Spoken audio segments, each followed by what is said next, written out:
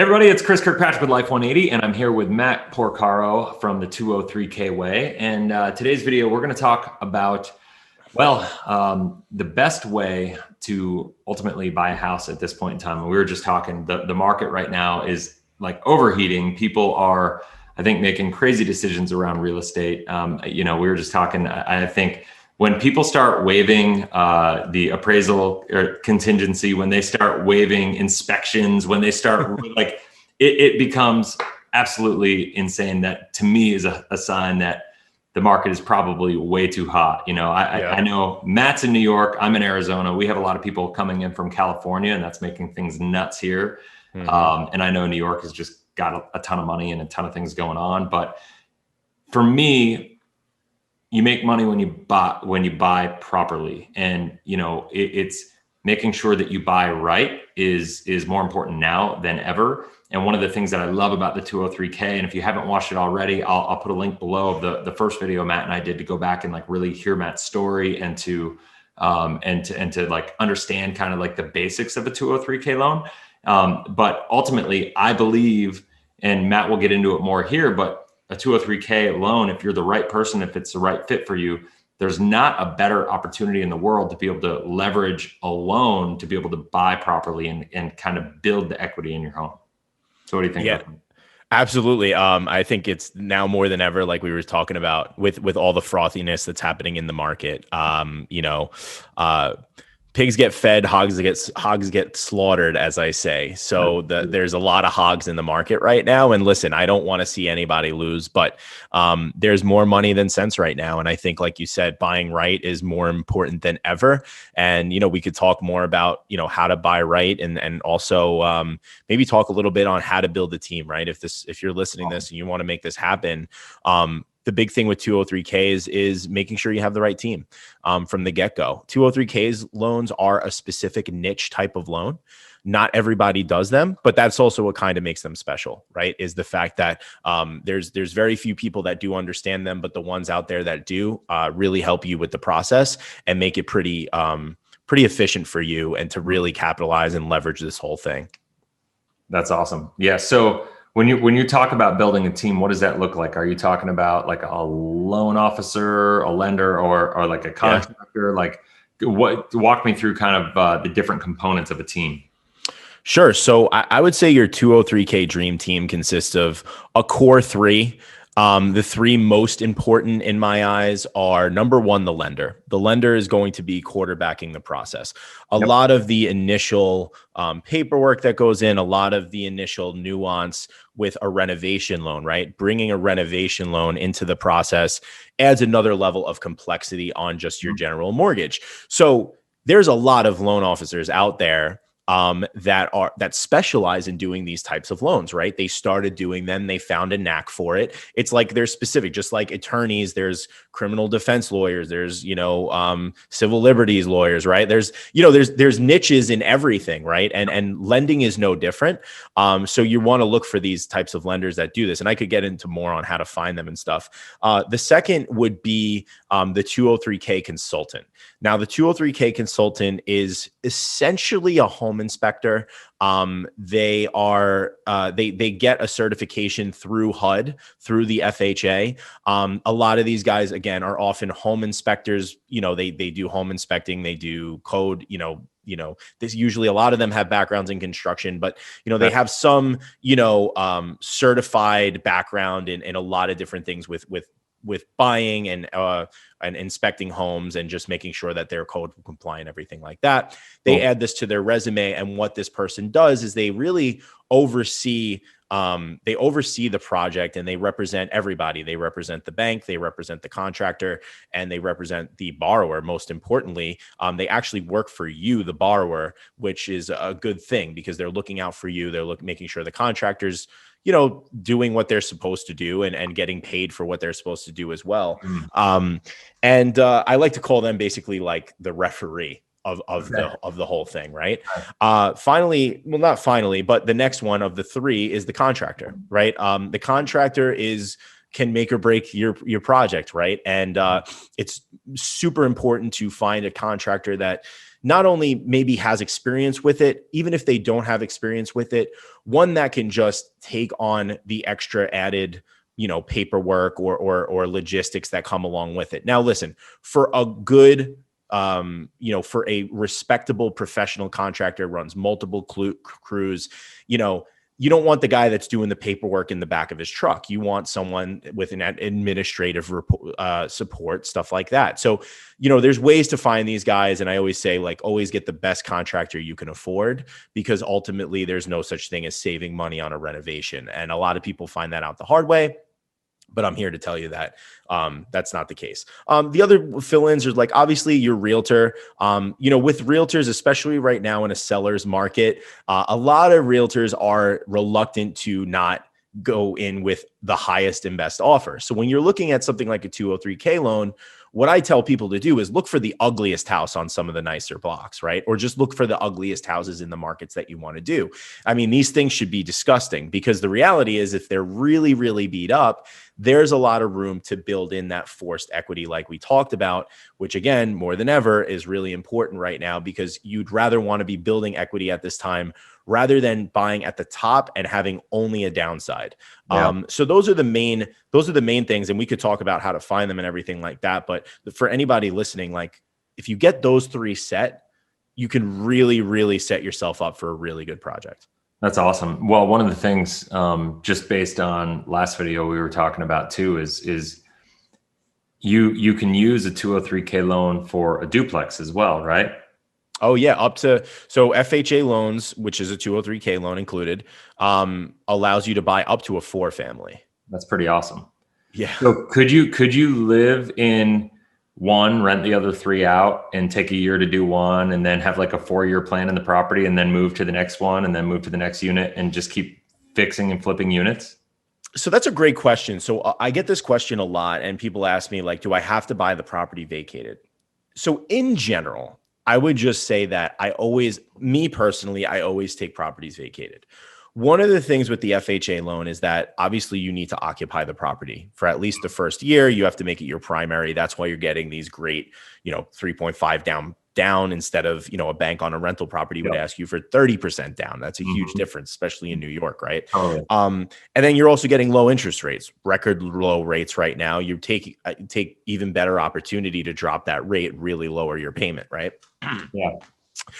But at the end of the day, you are going to have to do a renovation on this house. And when you start bringing in tenants that, with the eviction moratoriums that we're seeing, they are hopefully finally going to come to an end in June.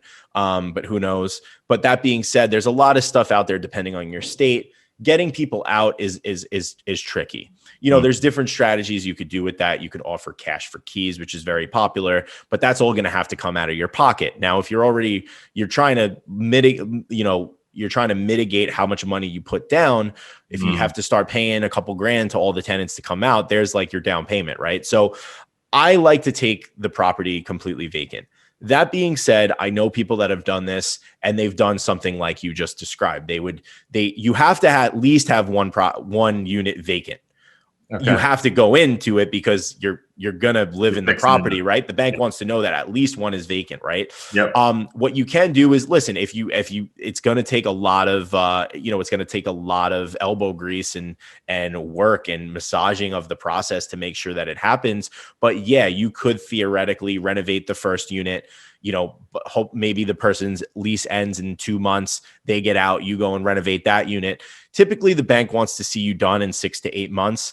I've seen them go longer. There isn't a true maximum date as long as you have reasoning on why the project's extending. Okay. But generally speaking, you want to schedule it out in such a way that you're getting the work done sooner than later. You don't want any project to drag, no matter what. The other thing is if you were waiting for the tenant, your contractor's on the job, and the contractor's ready to move to the next unit, but you can't vacate the unit, the contractor is going to go do another job, and good luck getting them back. Yeah. So that's a great question, but yeah, in general, like the advice I give is try to get that vacated, place the offer, put a contingency that the contingency is like, you can work with the seller. You could work with the seller on getting them out. Say you'd be willing to work out like a cash for keys type deal with like a seller concession. There's a lot of ways to get creative with it, but yeah, it's doable, but not always the best option.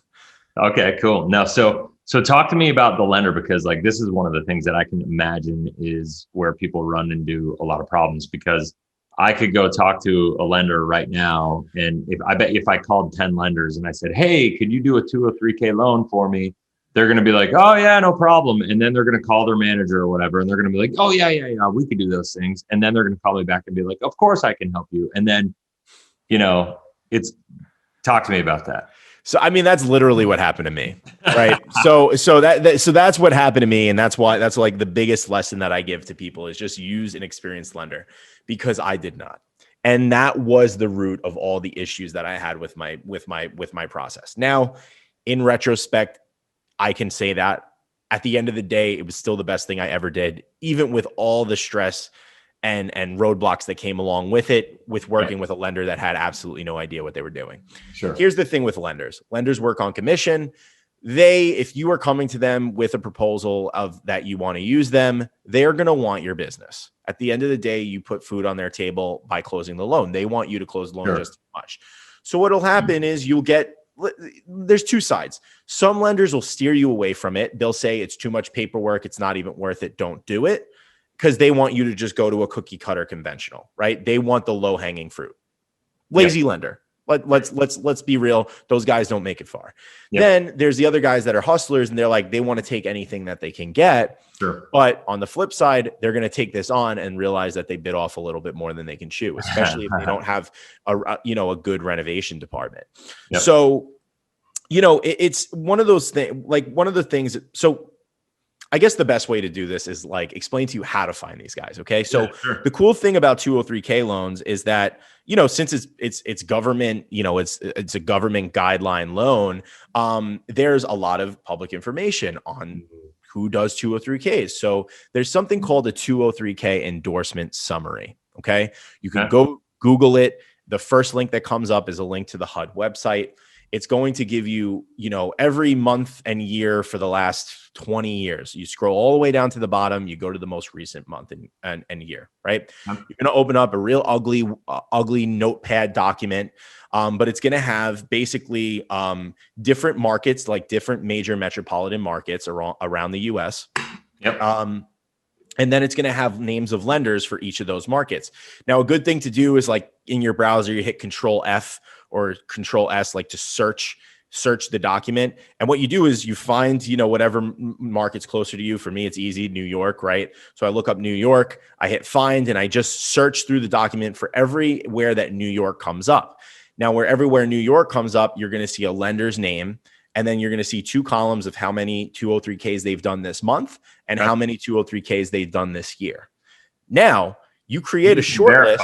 You can verify that with the lender. Like, you don't have to just take their word for it. That's all public record. Oh yeah, it's public record. So you can see like who is doing them right now in your market, and who better to use than these guys, right? So what you do is you create a short list. You go online and some of them are national, right? Some of them are like Loan Depot, big one, right? But you have to, like, they all have like regional offices, right? So you want to go and look up whatever your regional office is, Loan Depot, get the phone number, call them up and say, hey, who's the guy that does all the renovation loans in your office, right? And usually they'll connect you with someone. And for the bigger ones, they're going to set you up with probably someone that, that knows what they're doing, and they have good renovation departments. But, there's some of the smaller ones out there. Some of those companies, not to get too into the weeds, but some of those companies are called wholesalers or wholesale buyers and buyers, right? So they're the ones that buy the loan. They actually don't write the loan, and they'll tell you like off the gate, they're like, no, we're just servicers. We don't write the loan. in which case you just say, okay, well, who sends you the most loans in this market, right? Who Yep. sends you all the mortgages? And you could find it that way. But usually you make a couple phone calls and you can very quickly see the guys that are making it done. And one piece of advice I could give you is, maybe this is the New Yorker in me that I could just read through people very easy, but if they sound like they're bullshitting, they probably are, right? So at the end of the day, like, just feel them out, ask them general questions like, what's your experience with 203k loans? How many have you done? How long does it take you to close them? And just get a general feel on how they're answering the questions. If they're stumbling over the questions, there's going to be a long enough list where you can call down.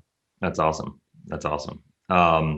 So the contractor, what are you looking for in a contractor? Because you have the consultant and the contractor. Those are the other two people. So like, just kind of wrap this up. Like, talk to me about those two positions. And I assume the consultant works, well, they're going to have to work with you and the contractor, right? Or at least communicate with you and the contractor. Oh yeah. They're the referee between you and the contractor, right? Exactly. So as a kid that grew up in the contracting business, right? I can't tell you how, listen, there's two ways a contractor could look at this. One way, which often gets looked at, is it's too much paperwork. It's added stuff that they need to do. Again, kind of like the lender, it's not a low hanging fruit for them.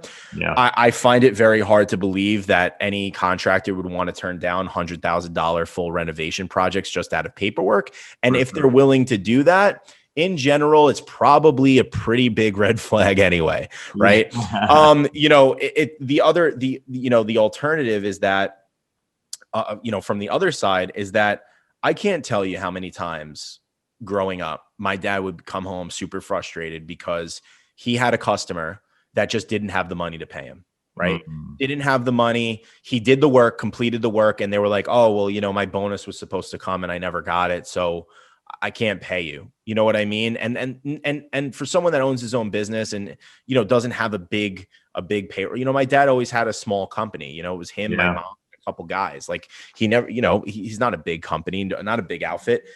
It takes a lot to go now sue this guy. Now you got to put a lien on the property. It's extra added cost to go get his 10 grand. Sometimes it wasn't even worth it. And time and just mental and emotional. Like, it's just crazy.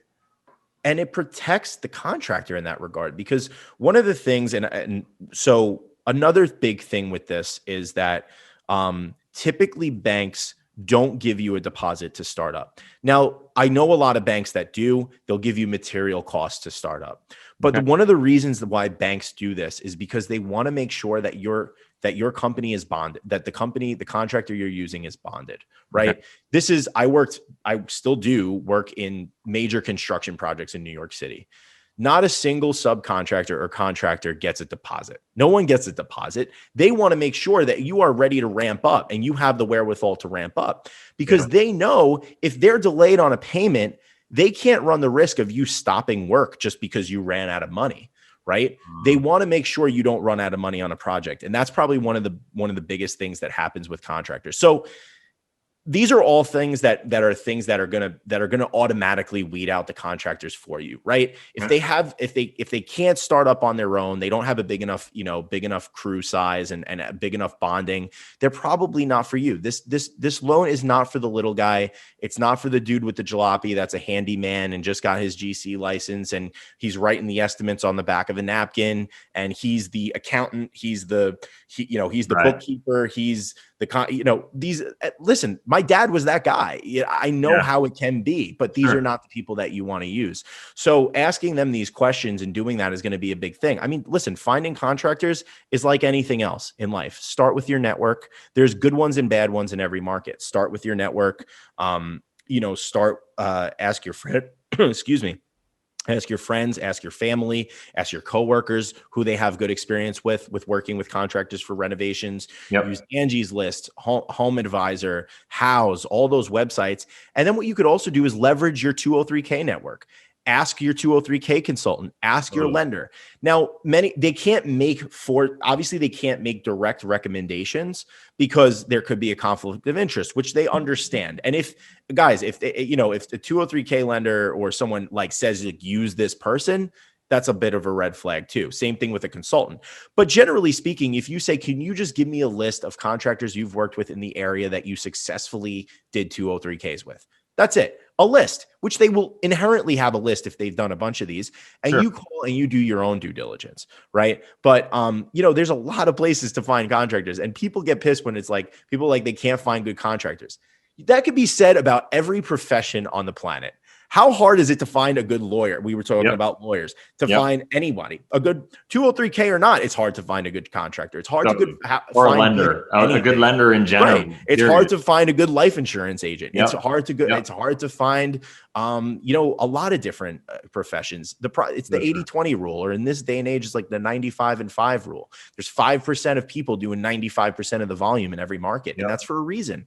There's just people that are just way better, and they're the outliers that are better than others. So that's really what you want to look for. That's awesome. So the last question I have on this is just clarity around how a 203K loan funds, right? So based on how you're describing it, if I were to go out and get a 203K, and it's not the right fit for me personally, because like I've got my family, we have our house, and I wouldn't want to like live in a construction zone. So, but if I were to get one, and let's say it was a $300,000 house with $80,000 in renovations that were, so $380,000 loan, and maybe I put 3.5% down or whatever, right? Mm-hmm. So when are there two closings on the loan, like one to take ownership of the property for a sales price, and then one for like paying the contractor after the fact?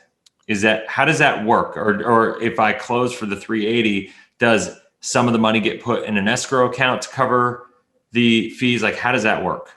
Really great question. So a couple things there. So one little thing that you said was, I wouldn't want to live in a construction zone. Now, one of the cool things about the 203K is you're allowed to wrap up to 6 months of your mortgage payments into the loan, into the principal of the loan. So it doesn't expect you to go live in a construction zone. It expects you to live and continue renting wherever you had to, up to 6 months. And listen, and you don't have to pay out of pocket for two mortgages at the same time while the renovation is happening. Oh, that's awesome. Key point. My lender did not know this. So luckily for me, nice. Listen, this ended up being a rental for me. So tacking that onto the principal of the loan was what I would want to do. I tried to put everything on the loan because I knew long-term I wasn't going to be here forever. My tenants are going to pay my mortgage. So why the hell would I want to put any bit of I wanted to minimize my out-of-pocket, which I did for the most part. Yep. Where I didn't is I found out after the fact that I could wrap in the first 6 months mortgage. They told me literally the day after I closed. I went back. I made this whole stink about I'm going to threaten to default on the loan the first month, which kills lenders. It they lose a ton of money. I was threatening all kinds of stuff. Lo and behold, I didn't. It is what it is. I paid out of pocket $200 a month in mortgage payment, which when I was 25 years old was pretty much my entire salary every month. Luckily, my parents still liked me enough to live at home, and I had just gotten engaged. So me and my wife, now wife, moved in together and everything. But yes, so I just wanted to pick out that one point. Okay. So to your other question about how the draw payments, so they're considered draws, right? Okay. Just like every other construction project, the payments are broken out in draws. Now, kind of like what I was alluding to earlier with a contractor, you don't have the money, you don't have the deposit up front. But why do contractors usually ask for a deposit? Number one, why does anyone ask for a deposit? They want to know you're good for the money, right? Mm-hmm. They want to know you're not just blowing smoke up their ass, right? Yep. And that's one of the ways really only that a contractor can know that. My dad never knew if he had $100,000 project, he didn't ask for a proof of funds, right? Contractors really are going out on a whim that, they sign a contract, but it's a piece of paper. It's a contract. Yeah. And, one of the great things about a 203K loan is, your contractor, you come up with your bid, your proposal, they send you their proposal and their scope of work. They tell you how much it is. That money plus a 10% contingency at closing goes immediately into an escrow account. Now that escrow account is guaranteed money for the contractor so long as they do the work. The way that the draws happen is they start the work. they get to a certain point in the job, usually the first week or two, it's like after the demolition and after like the cleanup and everything, that'll be the first draw. The HUD consultant comes in, who's the referee again for the loan. They come in, you're there, your contractor's there, and the consultant's there. Consultant looks around. Okay, line item 1, do demolition of the whole house. Well, actually, you didn't demo this area. Yeah, well, we're waiting on that. Okay, so I can only release 90% of line item 1. Right? They are able to get paid for the work that they have completed. So the consultant really plays project manager. They don't, so not so much project manager. I've kind of alluded that to in the past, and I think it gave off the wrong idea, because people were telling me like, oh, the consultant just runs the project for me. That's definitely not the case. They'll definitely keep an extra eye out for you to make sure that you're getting what you pay for, right? They're agreeing on what is to be paid out. So they play CFO on the project. Yeah, exactly. I mean, they're basically they're releasing the funds, right? They're saying to the bank, hey, bank, this contractor has completed X, Y, and Z. It's completely objective. There's no subjectivity with this, which is great for the contractor. It's not, I can't tell you how many times, again, like my dad would say, like they're holding back $10,000 because the hardware on the cabinets isn't what they like. And they use that as a reason to hold back 10 grand, which he did the whole kitchen, but they didn't like the hardware. So they're holding back all the money. With something like, in this case, the HUD consultant, they're a HUD consultant. They have a HUD certification. They could get reported if they're not being subjective or being objective, right? Yeah. So they have, it's in their best interest. They're like an umpire, right? They have no vested interest in anybody. Yep. They are just calling a strike and a ball. And it's a great way for contractors to really get that. So yeah, I mean, it works in a draw format. They come out, they verify what's been done, they release the funds. Funds get to the contractor by 2 or 3 days. And usually what it requires is 2 signatures. You sign and your contractor signs, and you guys put it in and put it through, and the contractor gets paid. Okay, so last question on this, and then we'll wrap up how to build this dream team talk here. Sure. Is with the consultant, are they typically, is that all they do typically, or do they typically have another job that they're doing, like home inspector? Is that what you said? I guess now that I'm asking the question, I kind of remember you saying something about it, but I just, for clarity. Great question. So that's one of their jobs. So that's their second job. Their second job becomes like the draw referee, right? Okay. They're in charge of looking at, but their first job is that they help you build the scope of work. They help you build the line item list of what needs to be done to the property. So what I tell people, and for anybody listening, the order I like to do, the order I teach people to do things, and one of the ways that I've learned over time teaching so many people and seeing so many people do this and working with the best consultants, best lenders in the industry, is the best way to do this is to, once you get into contract with a property, the first person that should go in there is the HUD consultant. The HUD consultant goes in there, HUD consultant, 203k consultant, same thing. They go in there and they say, okay, what's your budget? What are you approved for?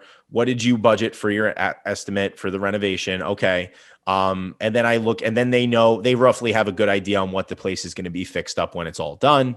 Okay. So they know that. All right. Then they go through and they inspect the property, right? They see what needs to be done to the property, everything that would need to get it up to snuff to follow FHA standards, right? Like an FHA loan, like doesn't allow chipping paint. It doesn't allow leaky faucets, stuff like that. So they make sure that all of the code compliant and FHA and federal compliance stuff is done. Then they turn around to you and they say, what would you like to do to the property? And then you say, yeah, I'd like a window here. I'd like a window here. I'd like this kitchen. I'd like that. And they write everything down. What they do is, at first, a lot of them do something what's called a feasibility study. Feasibility study just being like, are you completely off your marbles? Is this going to be way more money than the property is going to be worth when it's done? No, this is a real thing. Yeah. And that's the first part. The second part is they write up something called a schedule of repairs. The schedule of repairs, I think that's the word. It's called an SOR, but I think that's what it stands for. But basically, it's a scope of work, right? They're listing out line item by line item, tile floor in kitchen, 100 square feet. Labor estimate, they put in an estimates on like what they think labor and material would be for each line item, right? Now, the estimate is just a rough estimate, but it's just to get you an idea on how close you are. Okay. The best thing to do is once you get that SOR is usually they can give you a blank SOR without the labor and material. You go and hand that out to contractors. Now you have a leveled bid. You're comparing apples to apples. In construction, again, this is in the construction industry, it's called leveling the bid. It's what a lot of people, nobody does, but this is a little insider secret for you guys. And that's going to help you make sure that you're getting good competitive bids that are all on the same page. So that's the first thing that they do. And the second thing they do is the draw thing. So they worked with you on both accounts, which is really, really helpful. Okay. So for real now, last question. Who pays the consultant? So you do. You pay the consultant. Usually there's a fee based on how much work is to be done by the property. And then usually there's a draw period. Now, typically you pay out of pocket, but that also gets reimbursed to you at closing. So up front, you'll usually pay like $400 or $500, like similar to a home inspection, which is pretty much what it is. But at closing, that you can wrap that into the loan. So you do get reimbursed for that. And you can forecast like 4 draws. And now those 4 draw prices, which are like, 203k consultants, in my opinion, especially the good ones, do not get paid enough. And that could be, I'm sure they'd all tell you that too. They don't. And, but like the draw inspections, like $100, $200 each, but that all gets wrapped up into the loan and that gets credited back to you at closing. That seems cheap. So does that take place of the home inspection itself, or does the same person do it? What is that? Does that work? Yeah, it does. Some banks are weird. Some banks will ask for both. I tell people when they do that, like, you don't need both. When you do an inspection on a property, it's for the bank to know that they're buying an asset that's in decent condition, right? Because ultimately, who owns the property? The bank, right? Yeah. They want to know that they're not buying a piece of crap, right? With a renovation loan, you're buying contingent on the fact that you are going to renovate this place up to code. Part of what that HUD consultant's supposed to do is supposed to inspect everything that isn't up to code, forecast the repairs, and make sure that's in the scope of work. So the bank has an understanding that at the end of the project that you're going to have a HUD inspected compliant property, right? And ultimately it's going to get inspected by a building inspector or everything like that. You're going to get a certificate of occupancy when you're done. The certificate of occupancy is basically the town and the jurisdiction saying that, yes, this is a livable code compliant dwelling. And the bank gets that, and the bank's happy because the bank now knows that the property was renovated up to snuff. To make sure that they have now a good asset. And in many cases, they're happy because it's an appreciated asset. Now God forbid you default, they know they have a nice little flip on their hands. So totally. It stands, to me, just kind of stands to common sense that would take place of the inspection just by the nature of what it is. So yeah, exactly. That's awesome, man. So talk to me, how can people get a hold of you? How do you work with people personally? Cool. So I think the first thing is like my Instagram is kind of my big one. YouTube, I'm trying to ramp up. You're my like big brother YouTube guy. We were talking a little bit about it. Chris is the man. Chris is like the YouTube king, and I would love to get more on YouTube. But yeah, Instagram is my main thing right now. You could find me at the 203k way. And then also, I do work with people. I like to give when I started this whole community, I wanted to give everything I possibly could for free. I'm an open book, but a lot of people were like, hey, listen, I want you to hold my hand through the process. I want to do it right, and I want to do it right the first time. So I do offer that. One of the things I ask is that you watch my free training first, because that really gives you an idea on if this is even for you, right? And also how to go and do it yourself. Then I give you the opportunity at the end of the free training, if you'd like to book a call with me personally, to find out if, we would be a good fit to work together. then that could happen too, if that makes sense. And to get that, you can get it at the 203kway.com/free training. I'm sure Chris will leave a link as well. Yeah, I'll put a link down below for everybody, and that'll be Great. easy. Well, rock and roll, man. Well, I'm super excited. You know, and if you haven't watched it already, I know I said I'll put the link below as well, but go ahead and watch the first video Matt and I did together.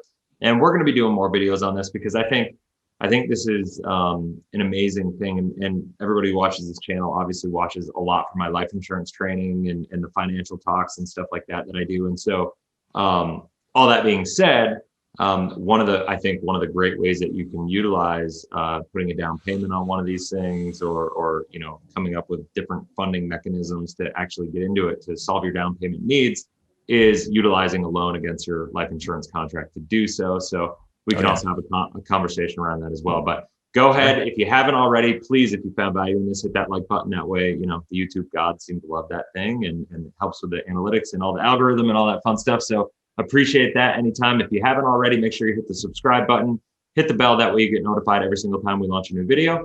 And I hope it serves you well. Have a blessed, inspirational day, and we'll see you on the next video. See you guys.